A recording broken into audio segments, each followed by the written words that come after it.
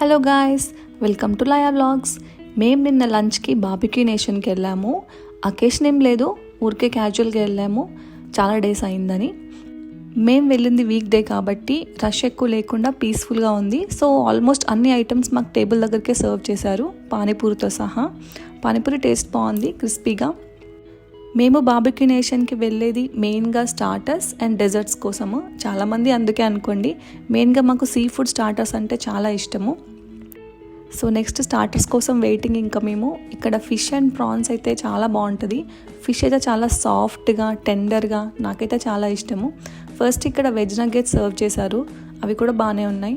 Veg కూడా try చేయమన్నారు, paneer and pineapple grill మాత్రం డిఫరెంట్గా చాలా బాగుంటుంది.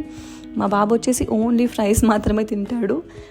మేము ఏది వేస్ట్ చేయకుండా స్లోగా, హ్యాపీగా, పీస్ఫుల్గా తిన్నాము.